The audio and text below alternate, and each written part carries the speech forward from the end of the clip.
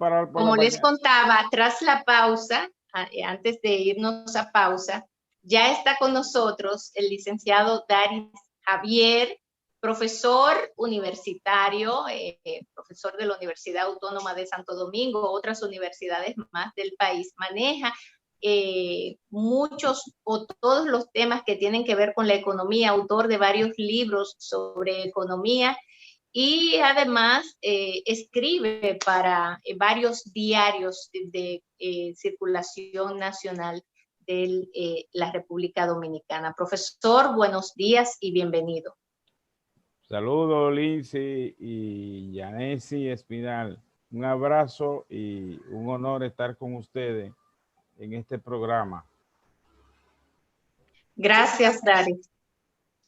Bueno, quiero empezar, Daris, le comentaba a Yanesi con la declaración que dio en esta semana pasada, terminando la semana, el licenciado Miguel Seara Hatton, quien es el ministro de Economía, Planificación y Desarrollo, refiriéndose a el comportamiento económico, no solamente de la República Dominicana, sino a nivel mundial, pero sembrando a la vez, Daris, esperanza en el pueblo dominicano, cuando él decía, cuando se refería a que en el año 2021 la economía de la República Dominicana, citando al Fondo Monetario Internacional, pudiera crecer en un 4% su Producto Interno Bruto. Me gustaría conocer su parecer, cómo analiza esta declaración del ministro de Economía.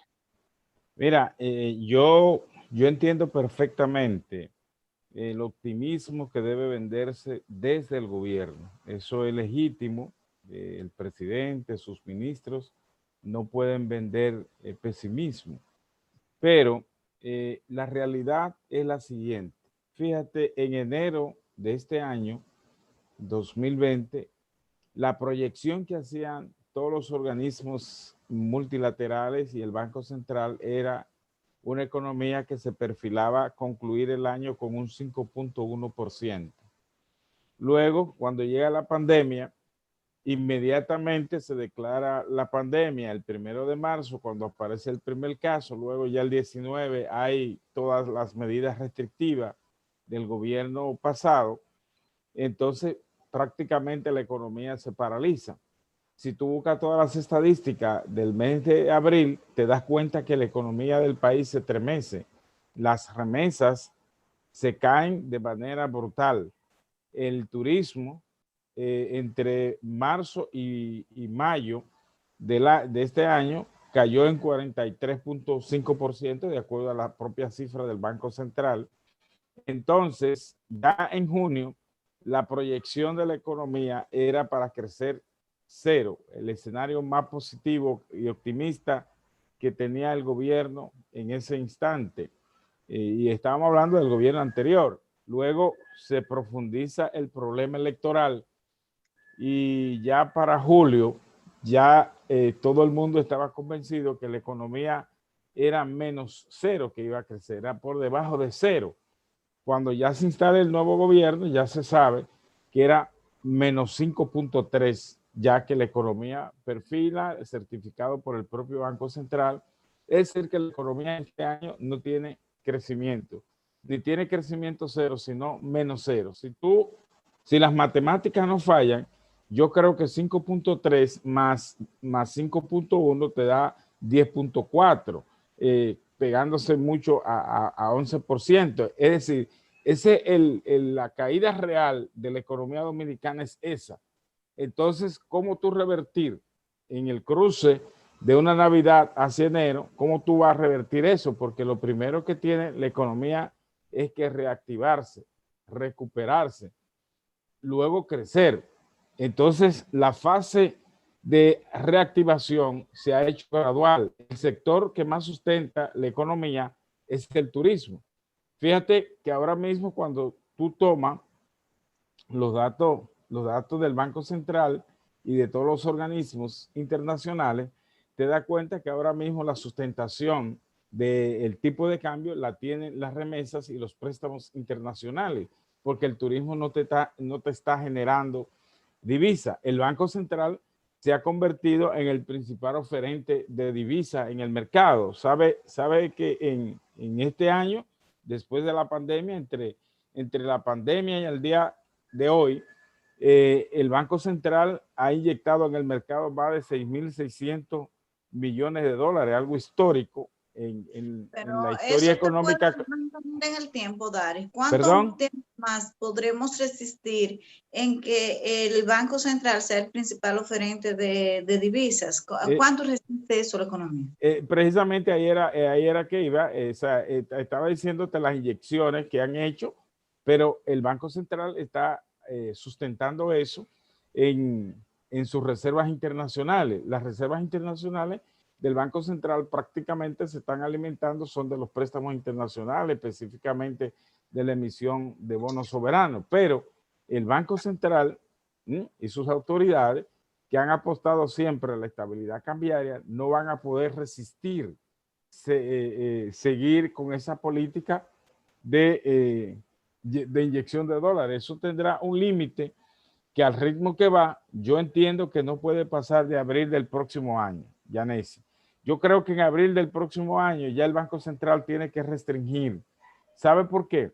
Porque si el Banco Central se está nutriendo básicamente de la divisa dólar por los préstamos internacionales, ya desde que entra el próximo año, el gobierno entra con un cansancio en cuanto a las posibilidades de seguir endeudándose. O sea, hay prácticamente un agotamiento, aunque sabemos que el gobierno va a tener que estar recurriendo a nuevas emisiones de bonos soberanos en los mercados financieros internacionales.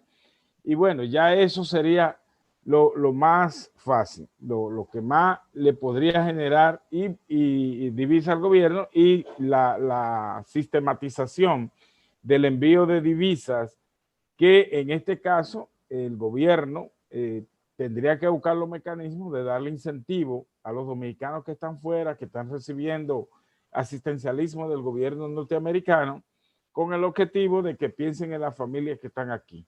Esos dos elementos ahora mismo son la llave que están abasteciendo los dólares del mercado local.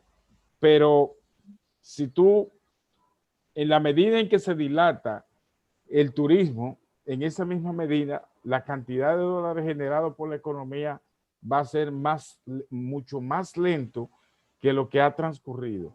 Porque lo primero que debe producirse no tan solo en la República Dominicana, sino en el mundo, es solucionar el problema de la pandemia. O sea, si el problema sanitario no está resuelto, el problema económico no lo está, porque son siameses. Fíjate que la naturaleza de esta crisis no es una naturaleza de origen económico, fiscal, monetario, ni presupuestario, es un problema sanitario. La economía, digamos, en términos era manejable, pero la aceleración del deterioro lo produce la crisis sanitaria. Aunque teníamos la desventaja de que cuando entró la pandemia a la República Dominicana, el país estaba en una vulnerabilidad porque el gobierno pasado había sobreendeudado la economía. Entonces la economía dominicana entró sobreendeudada en la crisis sanitaria. Ese es el cuadro que nosotros tenemos. Daris, hay un elemento que ha empezado a generar preocupación. Lo he visto tanto en la Fuerza del Pueblo como en el PLD. Es el anuncio del gobierno de que a partir de enero va a desmontar los programas sociales. Bueno, y ha empezado a decir que no lo desmonte. Entonces, su opinión en dos vertientes. ¿Puede la economía dominicana sostener estos programas, quédate en casa, fase 1, fase 2, para ti? Y en caso de que no sea posible, eso va a tener consecuencias de tipo social. Sí, muy cierto, muy cierto. El gobierno ahora mismo está en un dilema desde el punto de vista de la sostenibilidad fiscal de ese asistencialismo, y sobre todo estaría estaría expuesto a que, por ejemplo, suspende esos programas. Muchas de las empresas que tienen su personal en los programas FASE tendrían que despedir mucha gente. Y ese solo hecho también crea presión, aumenta el desempleo, crea mucho desasosiego en el país. Entonces el gobierno en estos momentos tiene que asumir todo el sacrificio que implica mantener esos programas. Yo entiendo que si bien es cierto que el gobierno tiene múltiples adversidades financieras, por lo que hablamos ahorita de los recortes, los pocos espacios fiscal que tiene, la propio espacio de endeudamiento, pero el gobierno tendría que hacer una programación, digamos, en el primer semestre del año, para ser un poco conservador en el primer semestre, y el desmonte tendría que ser escalonado. No lo puede hacer de manera violenta, porque si lo hace de manera violenta, tendría que estar consciente que va a tener una reacción inmediata. El principio físico te lo dice. Toda acción crea una reacción. Entonces, sí, esa forma natural de la gente responder le va a crear animadversión al gobierno. Yanet, si tú que eres un analista del ambiente político del país, sabe que el gobierno tiene que estar preparado de que en el camino lo esperan muchas adversidades, hay una oposición, hay una población también que tiene unas expectativas, que se creó una expectativa en el proceso electoral, una expectativa desde el punto de vista judicial, pero también una expectativa desde el punto de vista de transformar la situación adversa que tenía la economía. Entonces, esas dos cosas juntas son como una especie de la arepa del pobre, ¿eh? De fuego por arriba y fuego por abajo. Y candela por abajo. Exacto. Entonces, ahí se impone el buen juicio y la inteligencia de quienes manejan las cosas públicas. También el ministro dijo que su punto focal, una de las principales, digamos que, preocupación del gobierno y a donde ellos están enfocados es en crear empleos. Pero cuando yo vi esa declaración me hice la siguiente pregunta: ¿cómo crear los empleos? ¿De dónde? Cuando estamos en medio de una pandemia, donde hay toque de queda a cierta hora, donde muchas empresas han quebrado, se han perdido cientos de miles de empleos. ¿Cómo planteas eso y qué tan real pudiera ser para el próximo año? El que se puedan generar una cantidad muy grande de empleos, como promete el gobierno, pero ¿a dónde? ¿Cuáles son los nichos donde se pudieran crear esos empleos a los que se refiere el gobierno? Mira, Lindsay, y amigo televidente y Yanesi, no hay que saber logaritmo para darse cuenta que si la economía no crece, tú no vas a crear empleo. El empleo se deriva de que la economía crezca. Si no hay una expansión económica holgada, la generación de empleo no pasa de ser un pronunciamiento literal. Eso debemos estar claros. Yo pienso que el gobierno siempre tiene que mantener un escenario positivo, una alternativa, pero debe administrarse en cuanto a lo que es crear sobre expectativa y escenario positivo, porque la gente es un aspecto psicológico en la población. Cuando tú le prometes, pero la gente quiere ver resultados y no lo obtiene, entonces comienza ya la reacción. Si el gobierno sigue cometiendo ese error de hacer promesas sin resultados, va a llegar un momento en que se retorna la desconfianza. Si el gobierno permite que en el primer semestre del próximo año o hasta en el primer trimestre la parte de la desconfianza se empodera de la forma de pensar de la gente, entonces en lo adelante el gobierno no va a poder recuperarla tan fácil. Yanesi sabe muy bien, como analista político, que en el pasado gobierno uno de los elementos fundamentales que le creó un repudio general al gobierno fue el nivel de desconfianza que generó en la población. Ya los ministros no generaban confianza, el propio presidente ya nadie le creía, hacían promesas que fueron incumplidas. Entonces, esos factores hay que manejarlo con mucho cuidado en un proceso de crisis. Las crisis no se resuelven de la voluntad de nadie. Las crisis tienen solución en el tiempo en base a la realidad, no sustituir la realidad por la voluntad de nadie.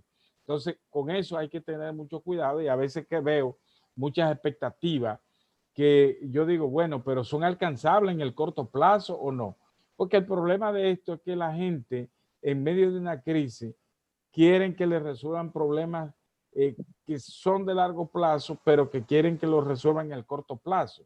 Y ese es un problema, cómo lidiar con la parte psicológica de la población, porque de hecho hay un daño psicológico con la propia presencia de la pandemia.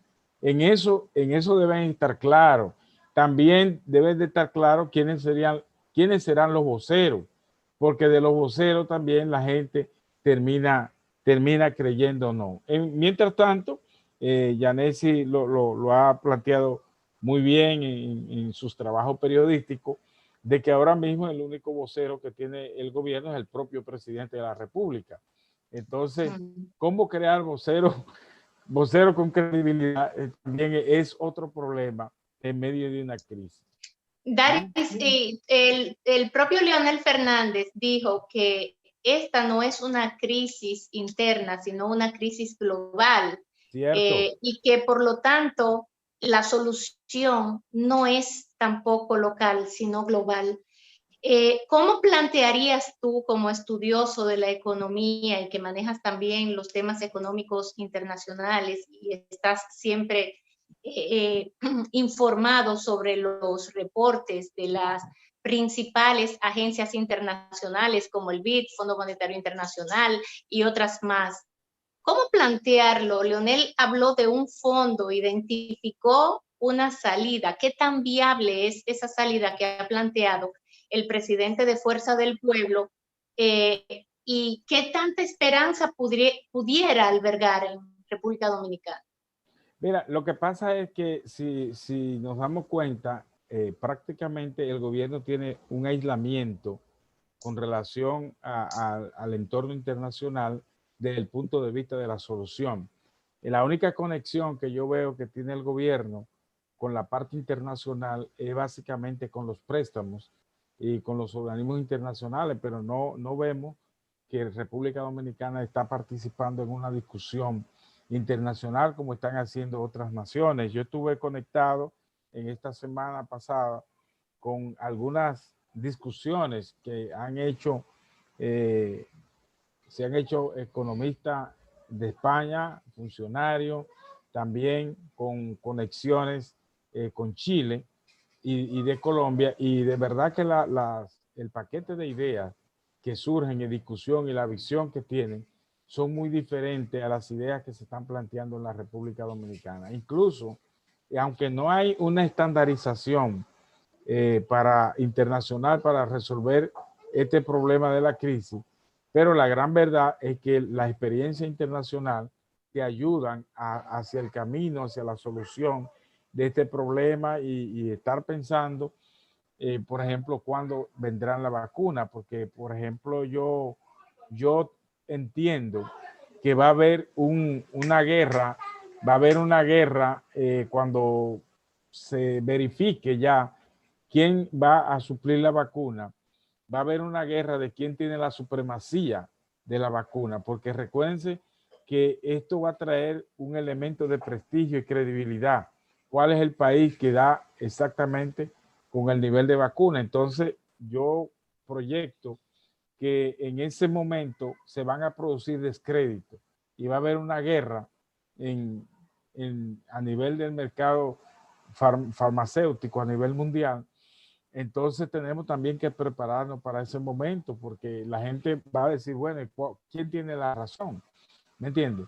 Y la ciencia médica obviamente está imbuida en esta discusión, pero también la ciencia económica, los investigadores económicos están planteando, porque es que nadie tiene una solución, nadie tiene un manual de cómo resolver esto, ni desde el punto de vista de la salud, ni mucho menos desde el punto de vista médico, de manera que hay que seguir escuchando la ciencia a nivel internacional. Y de verdad les confieso a ustedes que yo no estoy mirando esa discusión en la República Dominicana. Las academias también han estado muy lentas en nuestro país. Daris, bueno, el tema de las relaciones internacionales ha dado un giro importante con la visión del presidente Luis Abinader, que le ha dicho a China que hay áreas específicas en las que no puede invertir en la República Dominicana. Pero cuando aquí se establecieron relaciones diplomáticas con China Popular, se fue una gran expectativa porque entraría un mercado nuevo con inversiones, promesas de inversiones. Sin embargo, eso no podrá ser por lo que uno observa con este enfoque del presidente Abinader. Desde el punto de vista económico, este favoritismo con los Estados Unidos y esta forma de tratar la segunda economía del mundo, que es China, beneficia a la República Dominicana. Desde el punto de vista económico, ¿cuáles son las consecuencias de eso? Mira, yo pienso que hubo un adelanto de eso con China. China, tú no puedes obviar que es una economía relevante en el mundo de hoy. Ellos tendrán una participación determinante en cuanto es la vacuna y en cuanto son las discusiones de los mercados. Eso por un lado. Y por el otro, no podemos perder de vista de que en Estados Unidos ya hay un cambio de gobierno. Eso es un hecho irreversible. Y habría que ver cuáles son las señales que ya presenta el presidente electo John Biden con relación a cuál será su política internacional. Imagínate tú de repente que Biden traiga una política amigable con China, entonces ahí el gobierno queda un poco mal. Entonces yo pienso que debieron de permitir que por lo menos se desarrolle el problema con Estados Unidos, porque no podemos perder de vista que el presidente saliente Trump asumió estas decisiones de las relaciones con China ya de carácter personal. Pasó más de lo diplomático y de lo político, se fue a lo personal, pero ya el espacio que le queda a Trump, ¿qué son? Los 20 días de enero o 19, el mes de diciembre y lo que resta de noviembre. Ya es un asunto, como dicen, usted está despedido, recoja su maleta. Entonces, Biden, a partir de hoy o mañana, en martes, entonces estaría definiendo ya cuál será su gabinete. Cuando él defina su gabinete y que anuncie quién va a ser jefe de la diplomacia norteamericana, entonces ya podríamos ver señales de cuál será el nuevo orden de las relaciones diplomáticas y políticas con el hemisferio y con el mundo occidental en sentido global y obviamente con el mundo asiático. ¿Cuál será ese nuevo esquema que Biden planteará al mundo? Y ahí estaríamos nosotros en ese carril, detrás de esas relaciones. Por tanto, si Biden no viene con una política, con una diplomacia de confrontación, República Dominicana entonces quedaría muy mal frente a esa decisión que se ha tomado. Es lo que te puedo apreciar así de repente. Gracias, Daris, por tu tiempo, por tu visita virtual, empezando la semana por la mañana. Tremenda conversación, interesantísima conversación, Yanesi, pero ya hemos finalizado el tiempo, muy cruel, por cierto. Ya nos indican los muchachos también que el tiempo se ha agotado, así que será hasta mañana, pues. Damos las gracias nuevamente a nuestro invitado del día de hoy, que lo tenemos que traer más seguido para seguir conversando sobre todos estos temas económicos. Pasen ustedes feliz día.